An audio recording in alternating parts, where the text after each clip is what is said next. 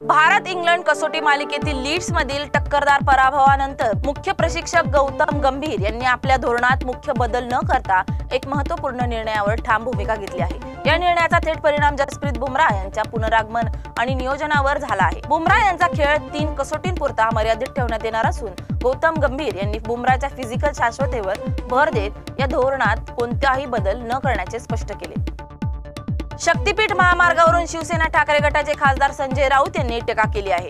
शक्तीपीठ महामार्गाच्या भूसंपादनाला कॅबिनेट बैठकीत मंजुरी देण्यात आली आहे। हा शक्तीपीठ महामार्ग 3.5 शक्तीपीठ, 2 ज्योतिर्लिंग, पंढरपूर आणि अंबेजोगाईसह 18 तीर्थक्षेत्रांना जोडणार आहे। सध्या महाराष्ट्राची लूट सुरू आहे। शक्तीपीठ महामार्गासाठीचे 10,000 कोटी स्थानिक स्वराज्य संस्थांच्या निवडणुकीसाठी वापरले जातील असा गंभीर आरोप संजय राऊतांनी केला। पिंपरी चिंचवड शहरातील देहू रोड परिसरात विवाहित महिला आणि प्रियकराची हत्या झाल्याची खळबळजनक घटना उघड झाली आहे। पत्नीचे विवाहबाह्य संबंध सुरू असल्याचे पतीच्या निदर्शनात आले होते। यामुळे मध्यरात्री आरोपी ज्ञानेश्वर साबळे याने पत्नी आणि तिच्या प्रियकराची सिमेंट ब्लॉकने ठेचून हत्या केल्याचा प्रकार उघड झालाय। कोल्हापुरातील 56 बंधारे पाण्याखाली, रहिवाशांना महापूर येण्याची भीती। कोल्हापूर शहर आणि जिल्ह्यांमध्ये पावसाची संततधार सुरू असून कोल्हापूर जिल्ह्यातील नद्यांच्या पाणी पातळीमध्ये आणि धरणांच्या पाणी पातळीमध्ये मोठी वाढ झाली आहे। त्यामुळे कोल्हापुरात महापूर येण्याची भीती सर्व रहिवाशांना वाटत आहे। तसेच जिल्ह्यातील 56 बंधारे पाण्याखाली गेले असल्याने पर्यायी मार्गाने वाहतूक सुरू करण्यात आली आहे। धरणात पाण्याची आवक मोठ्या प्रमाणात सुरू असून 3100 क्युसेकने विसर्ग सुरू आहे। सुगंधित तंबाखूसह 11 लाखांचा मुद्देमाल जप्त। भाजीपाल्याच्या आडून करण्यात येत होती तस्करी। कोल्हापूर सोलापूर एक्सप्रेसवे वरील निलजी बामणी येथील उड्डाणपुलाजवळ भाजीपाल्याच्या पोत्याखाली प्रतिबंधित सुगंधित तंबाखू ठेवून त्याची वाहतूक एका टेम्पो मधून करण्यात येत असल्याची माहिती उघड झाली आहे। टेम्पो तंबाखू असा 11 लाखांचा मुद्देमाल जप्त करण्यात आला असून तस्करी भाजीपाल्याच्या आडून करण्यात आली असून तस्करी करणाऱ्या तिघांना मिरज मधील महात्मा गांधी चौक पोलिसांनी अटक केली आहे। यामध्ये कोल्हापूर जिल्ह्यातील यड्राव, शहापूर, इचलकरंजी येथील तिघांना अटक करण्यात आली आहे। पुढील 5 दिवस धोक्याचे। मुसळधार पावसाची शक्यता। 2 दिवसांपासून राज्यात किनारपट्टी भागात पावसाला पोषक वातावरण तयार झाले असून पुढील 5 दिवस कोकण, मुंबई, पुणे तसेच संपूर्ण विदर्भात मुसळधार पाऊस पडण्याची शक्यता वर्तवण्यात आली आहे। मराठवाड्यात देखील जोरदार पाऊस पडण्याची शक्यता असून पुढील 4 दिवस पावसाचे तीव्र अलर्ट हवामान खात्याने दिले आहे। हिंदी भाषेची सक्ती नको, मुख्यमंत्री सयाजी शिंदे यांनी व्यक्त केले मत। गेल्या काही दिवसांपासून राज्य सरकारच्या पहिल्या इयत्तेपासून हिंदी सक्ती या निर्णयावरून वादविवाद बघायला मिळत आहेत।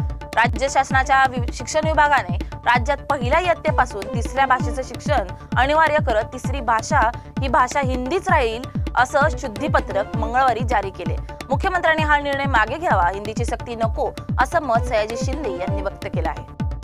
शक्तीपीठ महामार्गाला शेतकऱ्यांचा विरोध। काही ठिकाणी शेतकरी झालेत आक्रमक। धाराशिवमध्ये शक्तीपीठ महामार्गाला शेतकऱ्यांकडून तीव्र विरोध करण्यात येत आहे। त्यांनी भूसंपादन अधिकाऱ्यांना यासाठी विरोध दर्शवला असून तुळजापूर तालुक्यातील वानेवाडी या ठिकाणी देखील शक्तीपीठाच्या भूसंपादन विरोधात शेतकरी आक्रमक झाल्याचे बघायला मिळत आहे।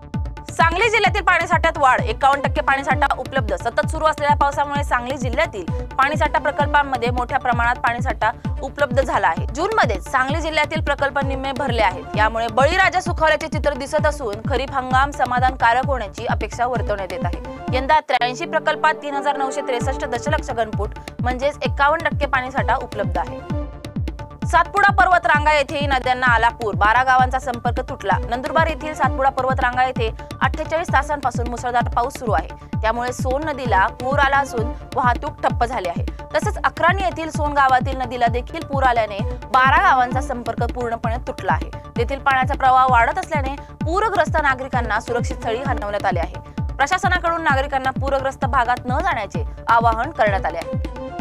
काही दिवसांपूर्वी छत्रपती संभाजीनगर येथील वाळुंज पंढरपूर येथे उद्योगपती संतोष लड्डा यांच्या घरावर मोठा दरोडा पडल्याची घटना घडली होती। आता या दरोडा प्रकरणाला नाट्यमय वळण मिळाले आहे।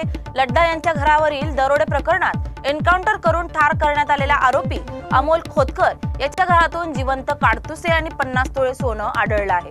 अमोल खोतकर याच्या बहिणीलाही या प्रकरणात अटक करण्यात आली असून 22 जणांना आतापर्यंत अटक करण्यात आली आहे। पोलिसांनी अमोल खोतकरच्या घराची झाडाझडती घेतल्यानंतर झाडाच्या कुंड्या आणि तुळशी वृंदावनातून जिवंत काडतुसे आणि 50 तोळे सोनं पोलिसांना सापडलं आहे।